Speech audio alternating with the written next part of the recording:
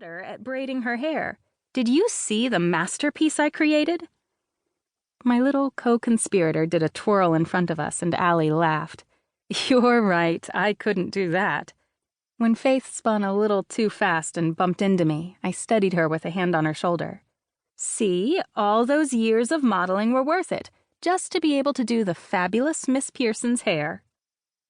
That was when my BFF, my ride or die, the woman who knew me best in the world, gave me a look that said she saw through my bullshit like it was cellophane. I get what you're saying, I told her, but moving around isn't a crime, you know. Besides, I've been here for almost a year. Shouldn't that earn me some imaginary points? Allie didn't make eye contact, a sure sign that she was choosing her words carefully. But her fiance beat her to it, sneaking an arm around her to snag a piece of perfectly cut red pepper from the tray in front of us.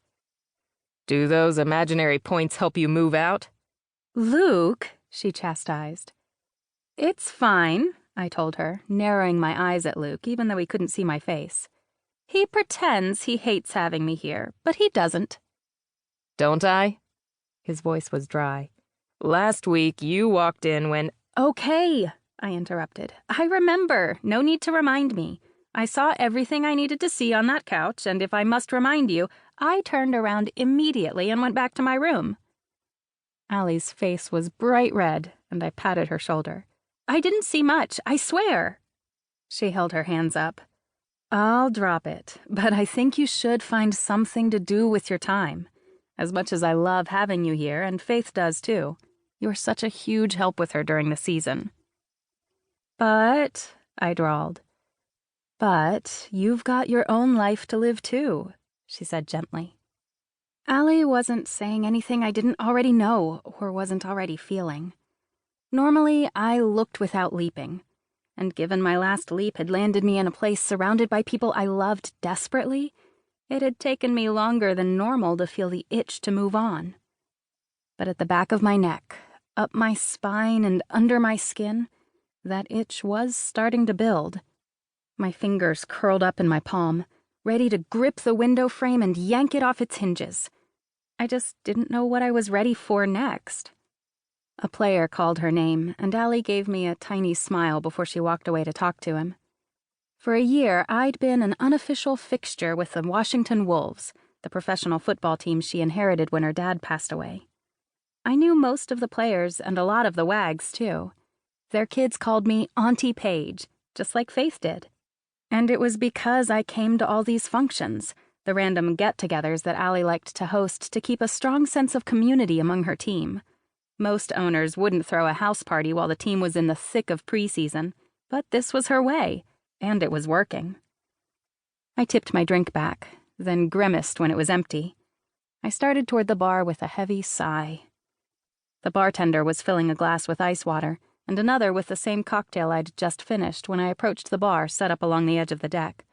Two broad backs were in front of me, one sitting on a stool and one standing. The guy standing took his drink and walked away. The one on the stool stayed there when the bartender slid a tall glass of water in his direction. From the back, I tried to place him.